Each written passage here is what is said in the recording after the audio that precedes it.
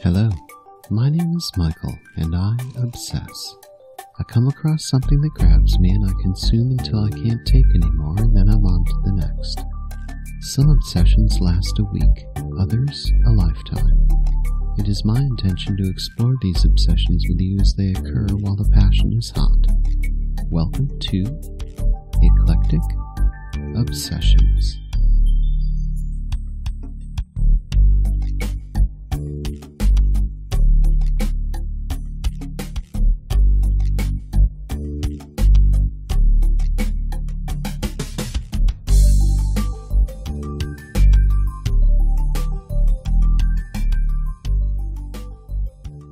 I was introduced to the Goons through another radio program called The Dr. Demento Show, which would frequently play their songs. I never knew that there was a show. I never knew Peter Sellers was a member.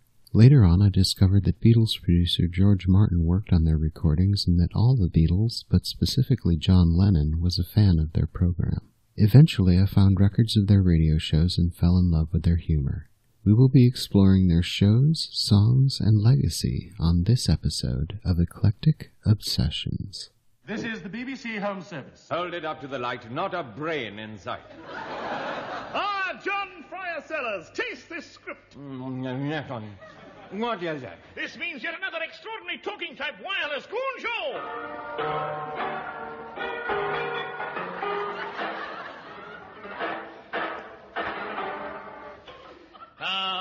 They don't write tunes like that anymore.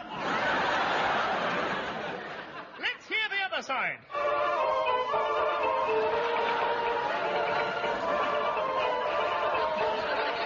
Stop! The Goon Show was a British radio show that started in 1951 and ran until 1960. It changed the face of British comedy and still maintains its influence to this day. The Goons included Spike Milligan, Peter Sellers, and Harry Seacombe. They burst onto the radio with surreal storylines, absurd logic, puns, catchphrases, and groundbreaking sound effects. They ridiculed the pomposity of those in authority and laughed at the stupidity of mankind.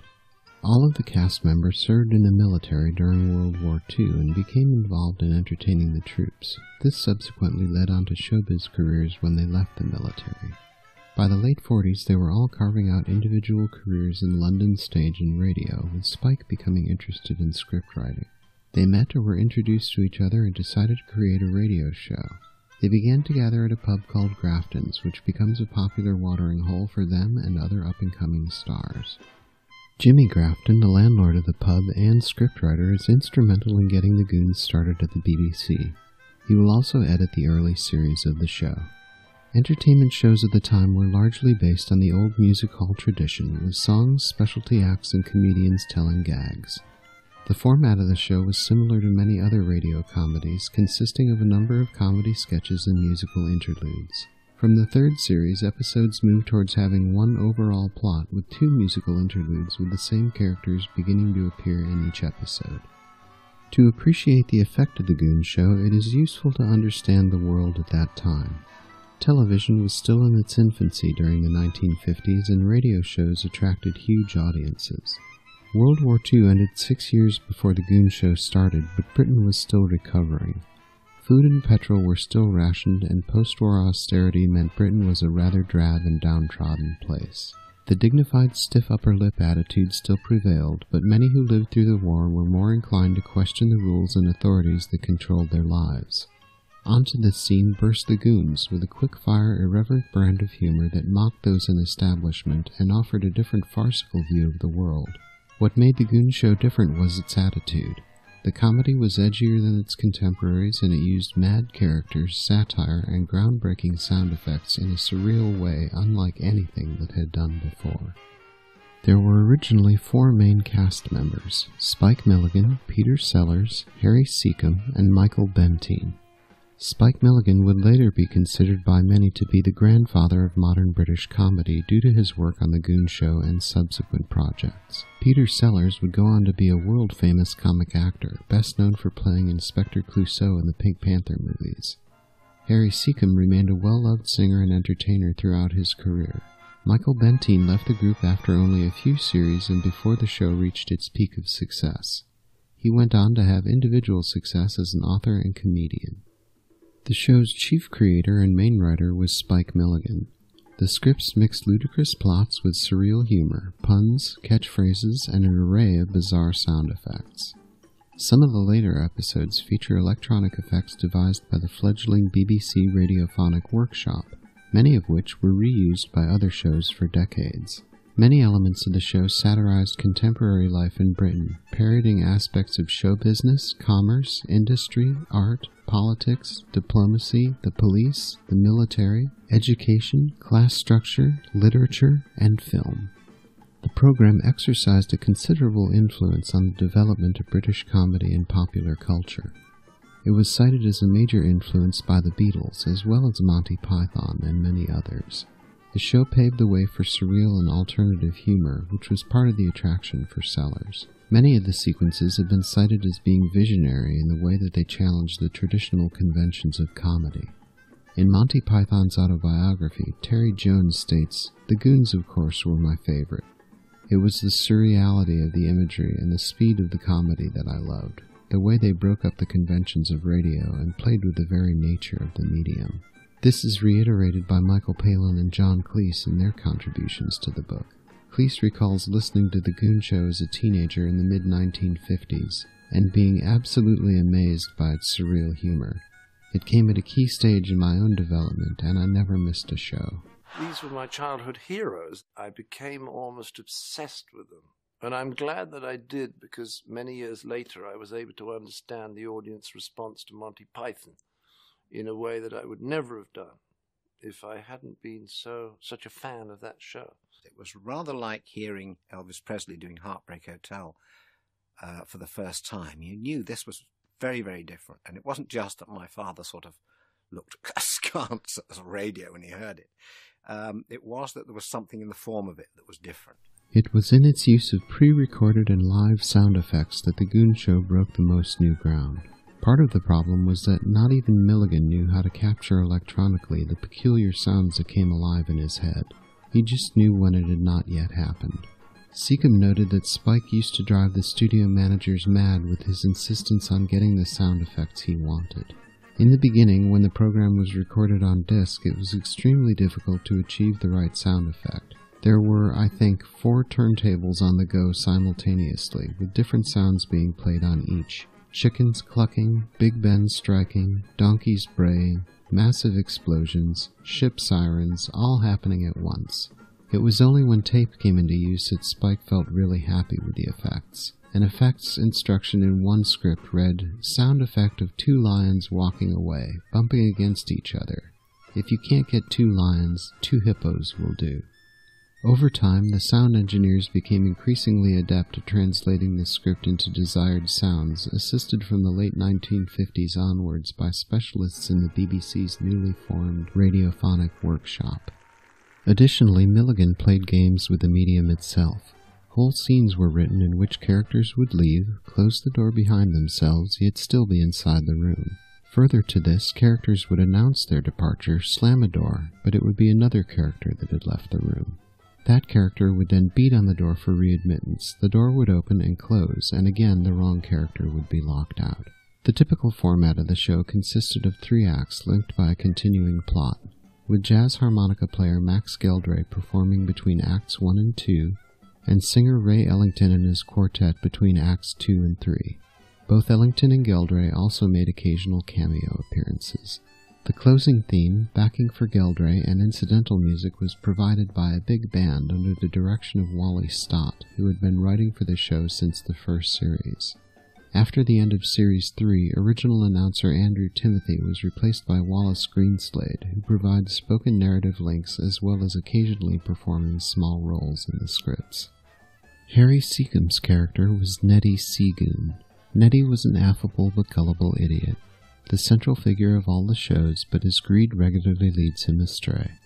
Often chronically poor and or part of the government, Seagoon frequently falls prey to the schemes of Hercules Grippipipe Thin and Count Jim Moriarty, and needs the help of Bluebottle, Eccles, and sometimes even Major Bloodknock to rescue himself. And here is the midget composer, Harry Nuts Seacombe.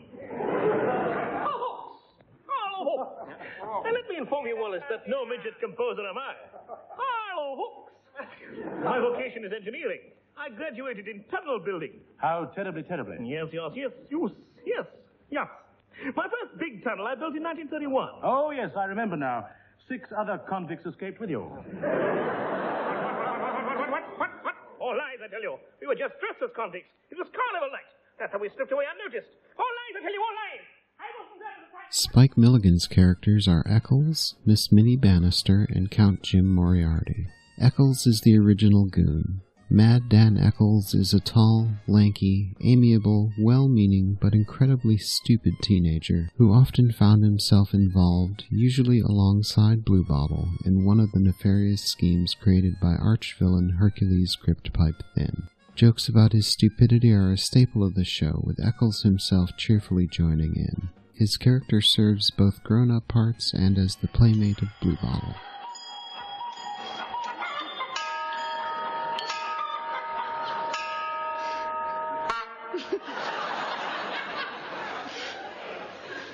What time is it, Eccles?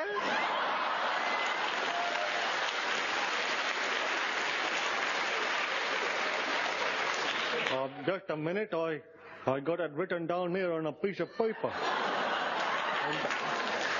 A nice man wrote the time down for me this morning.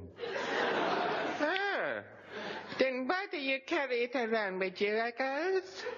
Well, if anybody asks me the time, I can show it to them. Wait a minute, Eccles, my good man. What is it, fellow? It's written on this bit of paper. What is 8 o'clock is written. I know that, my good fellow. That's right. When I asked the fellow to write it down, it was 8 o'clock. Well, then, supposing when somebody asks you the time, it isn't 8 o'clock. Well, then I don't show it to them.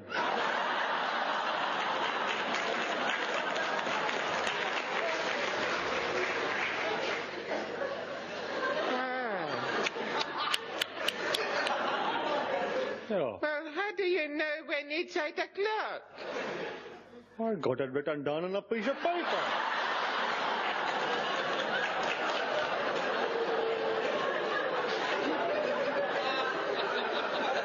I wish I could afford a piece of paper with the time written on. Oh. Here, Echo. Yeah? Let me hold that piece of paper to my ear, would you?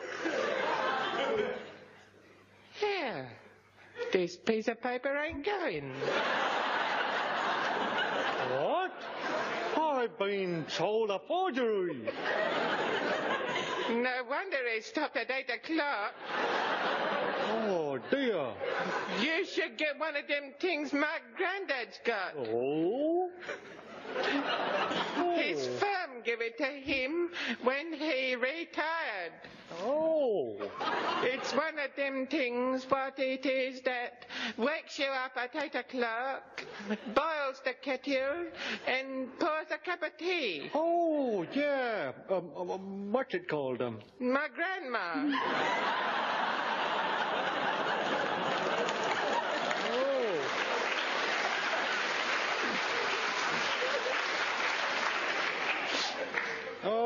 Oh, wait a minute. How does she know when it's 8 o'clock? She got it written down on a piece of paper. Miss Minnie Bannister is a spinster, a sexy senior citizen who plays the saxophone and regularly breaks out in song or dance. She lives in sin with Henry Crun, but whenever Major Bloodknot comes on the scene, it's made clear that they were lovers in the past. He's going to say, how do you do? Well, tell him not to bother. He said, not to bother. Man says, don't bother. What? Don't bother to say, how do you do, Henry? How do you do, Min? Morning. Sir, please. Morning. Morning. Morning. Please, would you care to give us a brief resume of your plan? Oh, well. Ah, well. Mr. crunch. Got the whole idea from a Sunday newspaper. Yes. Certainly get some ideas from them, can't you? Oh, naughty Season. Naughty. Naughty. Morning.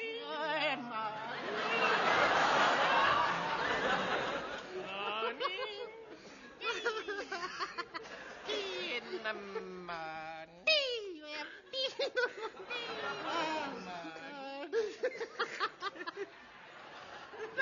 Oh, dear. I'll have you know, Mr. Sealoon, we don't spend our Sunday mornings reading those sinful Sunday newspapers. No, we just sleep on till tea time. Then we read the Sunday news. Oh, aye, those naughty type revivals of rock and roll. What's he doing? Careful. Yeah, when it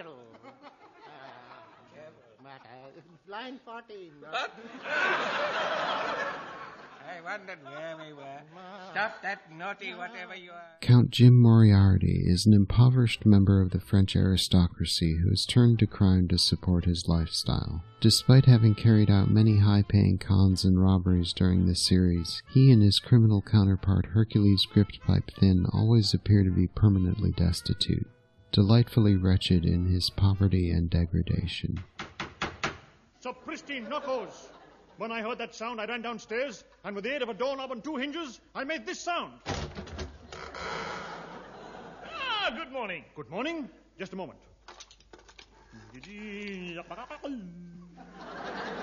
Hello, Air Ministry roof. Report. Yes. Thank you. You're perfectly right. It is a good morning. Thank you. My name is Neddy Seagoon. What a memory you have. Needle naddle no. I've come to move the piano. Come in.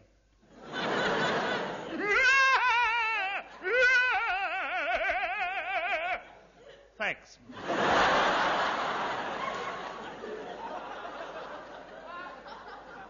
You must excuse my filthy hands, but I've just been washing my face. Jim. Yes? Can I borrow your shoe? I want to read the paper. I'm sorry, Tom. We appear to have company. This gentleman has come in answer to your advertisement. Oh, how lovely. Come in, sit down. Thank you. Have a gorilla. No, thanks. I'm trying to give them up.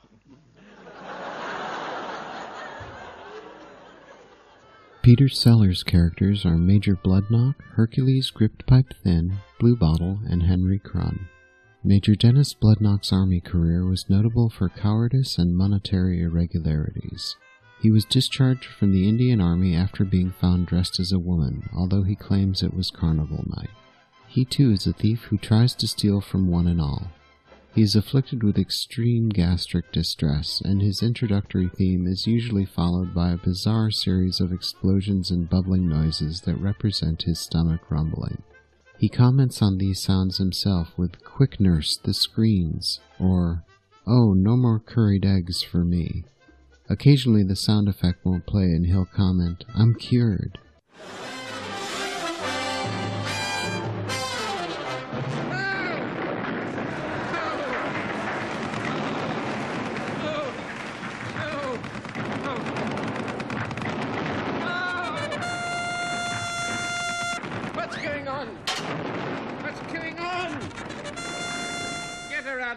Get her out the back. Where's Miss Spares? The laundry will never keep up with this, you know. Oh! Bloodknock, stop that! Yes, which way to go? Yes, it's a lady. Can it be? Yes, it is. It's my dear little Alice Blue Goon. Bloodknock? What? Come out and fight. Surrender the fort. I can't. It's leasehold and Litchfield and Grosvenor Estates and all that. Checks and postal orders only, you know. Who's that out there playing the part of Ray Ellington? It's my mortal enemy, the Red Bladder. Go away, Bladder, and find your own television series. Bloodknock, you coward! What? He can't call me a coward and get away with it. You big coward! He got away with it. Not Neddy.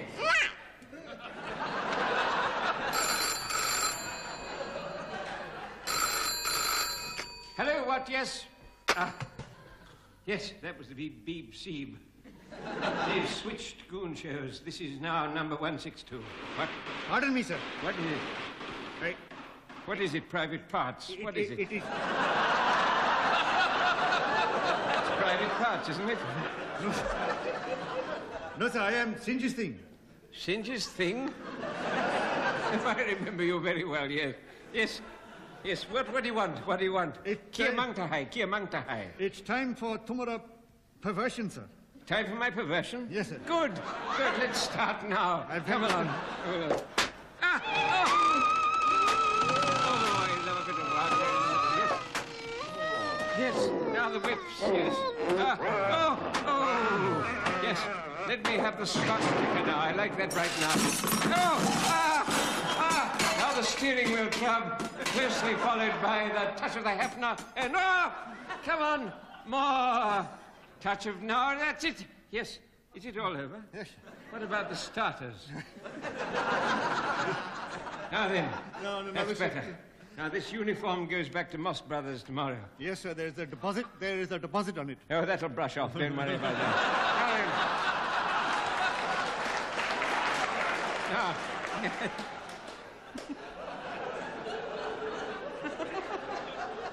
now, Ned, why are you wearing that? Why are you wearing that lovely floral cretonne frock? You're not the relief column, are you? Take your hands off me and place them higher up. Oh, that's where it's all happening, is it? I'm dressed like this for Goon Show 161. Listen to that. My pension's got through. Look, Ned, you need rest. There's only one place. Go down into the coal cellar and do it down there. Hercules Grippipe Thin is the smooth-spoken and sophisticated principal villain on the show, and is usually accompanied by his companion in crime, Count Jim Moriarty. The main plot usually follows an impoverished Grippipe Thin thinking up a money-making scheme which involves the usually equally impoverished Neddy Seagoon being the fall guy. Good evening. Have a gorilla? No, thanks. I've just put one out. Oh. Can I help either of you two gentlemen? Two? I'm alone. Good heavens, so you are. Are you the proper iota? Yes, Mr. Hercules Grippipe Thin, Doctor of Philosophy, Professor and degree in Mathematics, Master of Arts, M.A. Cantab, and Knight Order of the Bath. Good heavens. I wish I had those qualifications. So do I. Are you absolutely sure that you won't have a gorilla? No, thank you. I'll tell you what. I'm going back to England in a few days, and I'd like to buy something for my wife. An antique. Well, how about this early pottery record of Max Geldry? No, I don't think she'd care for that antique. How about something more Egyptian? Oh, yes? Well, here is a catalogue of our current pyramids for sale. Pyramids? I couldn't take one of those back to England. Of course not. You leave it here, and every now and then we write, letting you know how it's getting on. Jolly English type joker. Yes. Needle naddle. To name but a few. Wait. Come to think of it. Huh? It would be something to own a pyramid, eh? Wouldn't it? Of course it would. Yeah, this catalogue here, is it? That's my brochure. Yes. How is your old brochure? Yes, I say. How much is this pyramid on page 3? My dear sir, you couldn't have chosen a better model. Only done 4,000 years and had one previous owner. Why is he selling? He died. Oh, I am sorry. I'm terribly sorry. How about this one here? Oh, that. Well, of course, that is the great pyramid of Thutmose III, son of Ka, the sun god, great pharaoh of the upper and lower Nile kingdoms, conqueror of the Scythians, the Assyrians, treasure vault of the Ptolemies, and the greatest pyramid in the world. How much? 8 bob. 8 silver shillings for a pyramid? But it's second-hand. Curse, the man must be an Egyptologist. No, I can't pay 8 shillings. All right, very well, then 9. 9 and 6. 10 shillings. 10 and 6. Sold to the knit in the plasticine boots and lead trilby. Now, when can I see my pyramid? Immediately, I'll have you driven there in my own private trousers. Moriarty! I heard you call my captain. You rotten swine, that's my line. Oh, Get out of here! Blue Bottle is an adenoidal, squeaky-voiced Boy Scout from East Finchley. He was noted for reading his own stage directions out loud and was always greeted with a deliberate round of applause from the audience. He is the playmate of Eccles, and most shows contain an extended scene with just them. I had you come me. Enter Blue Bottle. Poses for audience applause, not a selfie.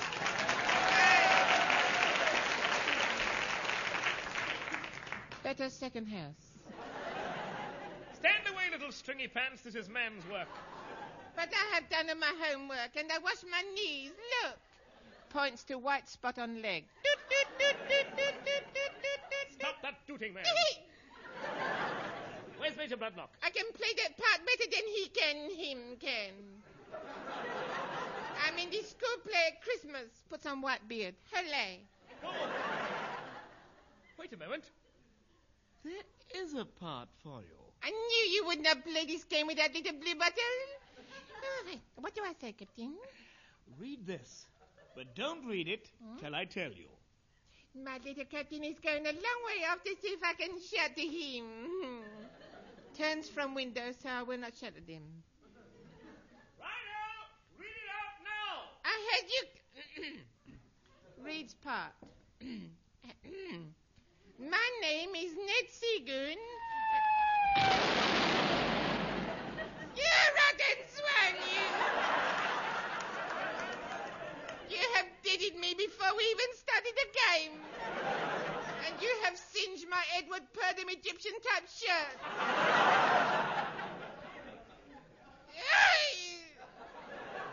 Moves off for new supply of crepe. Henry Crun is a crumbling, fumbling, very old man, but he takes elderly gentlemen's get-fit hormones and is the nearly lusty paramour of Miss Minnie Bannister. They often play significant roles in the story, frequently in occupations for which they seem ill-suited. Most shows contain at least one extended scene with just him and Minnie. What have I done with my front door key? Let me see. Trouser cupboard, wine cellar, hot water tap, butter dish, Minnie's ginger wine still. Drat it. Every key but the front door. Ah, well.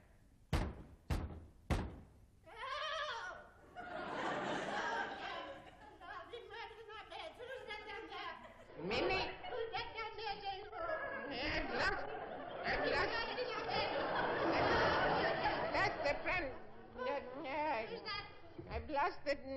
I've lost my key, Min. Oh, dear. I'm coming. I'm coming, buddy. I'm coming.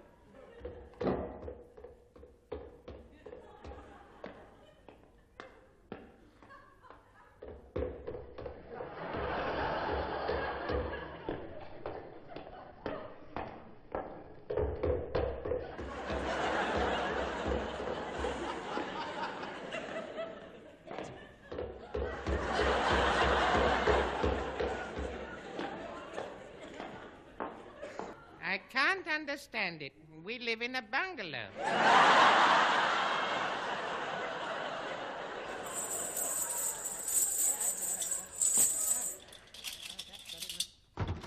Now, what's all this, Henry? What is this? I can't get in, Min. I dropped my key out in the dark and I can't see. Oh, well, come inside in the light and have a look for it. Thank you, Min.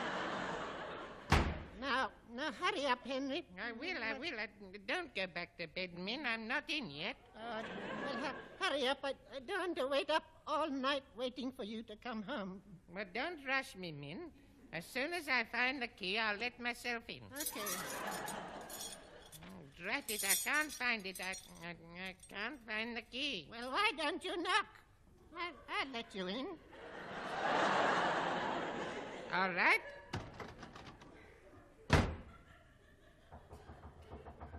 Oh, who's that? It's me, Minnie. Henry. Henry? Haven't you got a key?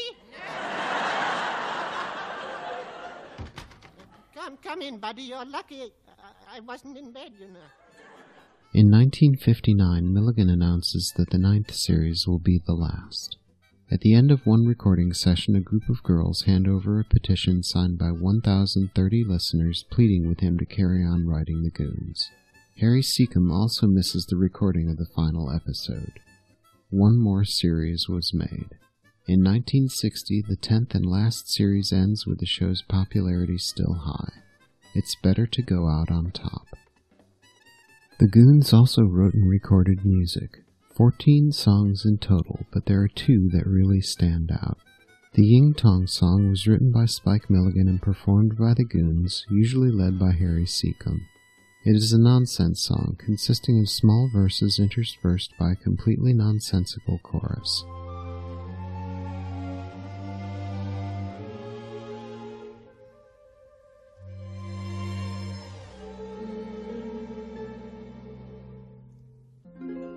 There's a song that I recall my mother sang to me.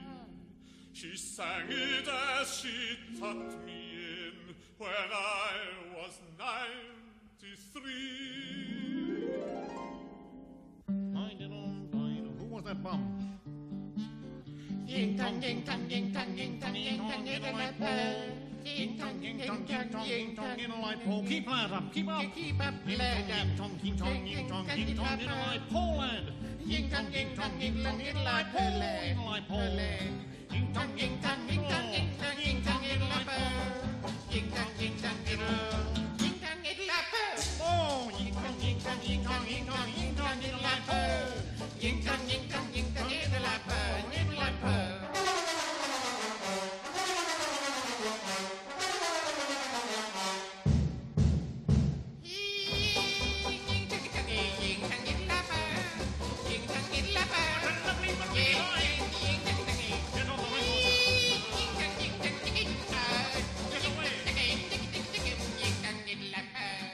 Hear the crazy rhythm, driving me insane. Strike your partner on the bump. oh, I felt no pain.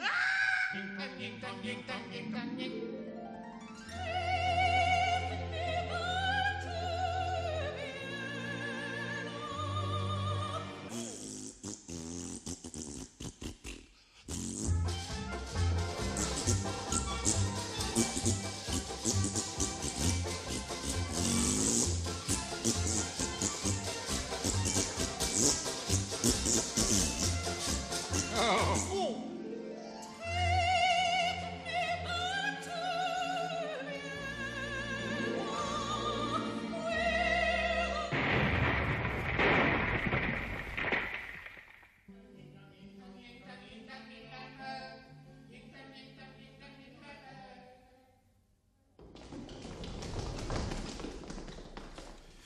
Ying tong, ying tong, ying tong, ying tong, ying tong, in a light pole. Where's he going, lad? Ying tong, ying tong, ying tong, in a light pole. Look out!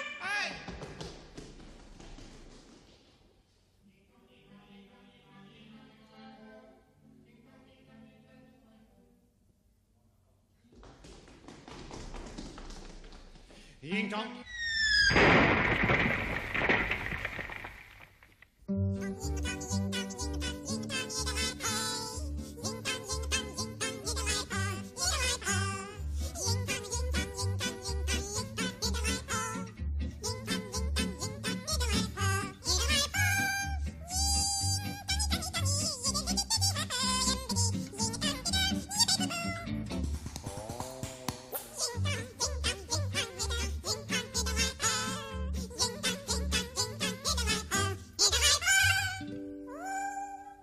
I'm Walking Backwards for Christmas had originally made its debut in the episode The Great Tuscan Salami Scandal, during which the Goons were without their usual orchestra and musical interlude performances due to a strike called by the Musicians' Union. To fill in the 3-minute interludes from the storyline, Spike Milligan performed this classic song accompanied by Peter Sellers' unique piano playing.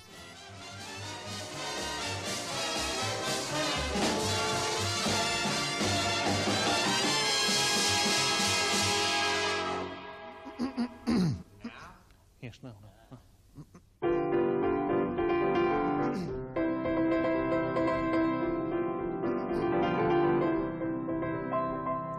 I'm walking backwards for Christmas across the Irish Sea. I'm walking backwards for Christmas. It's the only thing for me. I've tried walking sideways and walking to the front, but people just look at me and say it's a publicity stunt. I'm walking backwards for Christmas to prove that I love you.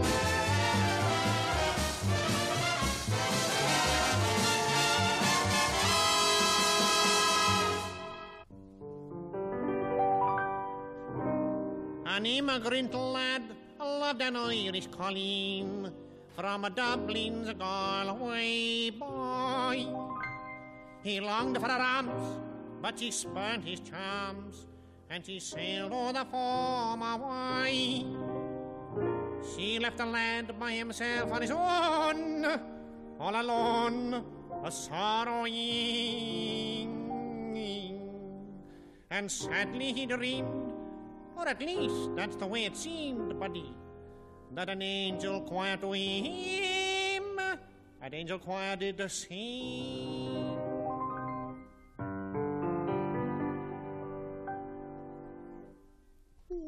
I'm walking backwards for Christmas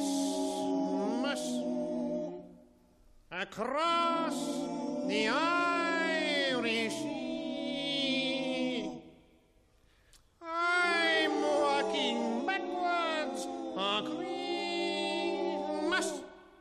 It's the finest thing for me. And so I've tried walking sideways and walking to the front, but people just laughed and said it's a publicity stunt. So I'm walking backwards for Christmas to prove that I love you.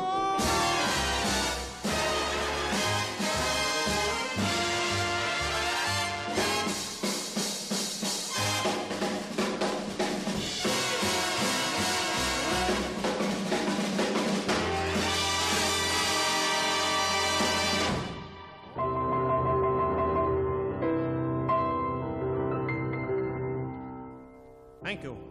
And for an encore... Hey, I didn't think much of that. I think that my side was better. Get that child out of Well, here. I get The last Goon show of all. On October 5th, 1972, 12 years after their last on-air appearance, the last Goon show of all broadcast as part of the celebrations of the 50th anniversary of the BBC. It was simulcast on radio and television and later released as an audio recording on long-playing record.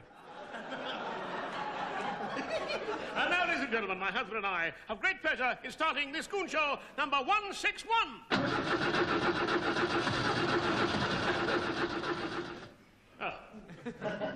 My husband and I have great pleasure in starting this Goon Show number 161. My husband and I are having great difficulty in starting Goon Show number 161. Hello. A constable of old England played by an aging Peter Sellers. I'm sorry, sir, you cannot put that huge, bloated Welsh body down. Watch it, Rosa. I have been watching it, sir, and it gives me no pleasure. No, there's not many people know that. What is your name, sir? Harry Seacombe. What a splendid memory you've got, sir. Now then, son, would you like to explain as to why you are wearing a flowered criton frock? Explain? Yes. Haven't you read the court circular? No, I'm waiting till they make the film. Of the book, of the sketch of the street, of the play. Now listen, Constable. Yes. You finished? What? Yes. Yes, yes. I'm dressed like this because I have been asked to represent Her Majesty the Queen. Oh, I'm sorry, Your Queen. My refund for apologies. I'm sorry. It's too late for that. It's only 5:30. We're having difficulty starting this Goon show. Oh, just have a look at my tonk then.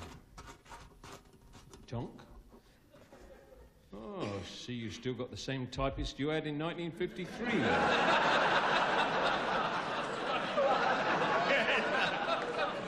I still have her. No one's found out yet. Yes. Here's the trouble, Your Queen. There's no jokes in this fuel tonk. I'll just shout a few in.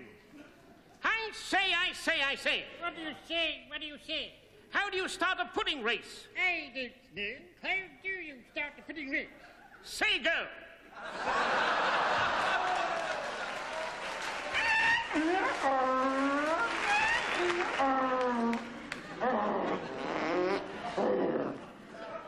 Someone get me out of here. I say. Can a lady with a wooden leg change a pound note? Can a lady with a wooden change a pound note? Yes. No, she can't. And why not? Altogether, folks, she's only got half a knicker. Once aware of the Goon style of humor, you see it riddled through British culture to follow. Not so much in America. We were more influenced by people who were influenced by the Goons, such as the Beatles and Monty Python. I just count myself lucky that I traced back the thread, because I have been obsessed with them for years. Thank you for listening to Eclectic Obsessions. If you like what you've heard, please subscribe on iTunes. Leave me a review. All 5-star reviews will be read on the show. You can follow the show on Facebook at Eclectic Obsessions, on Twitter at Eclectic Obsess 1, on Instagram at Eclectic Obsessions Podcast, and on YouTube at Eclectic Obsessions. I'd love to hear what you think. Feel free to email the show at ecobpod@gmail.com. We'll be back in 2 weeks with a new Eclectic Obsession.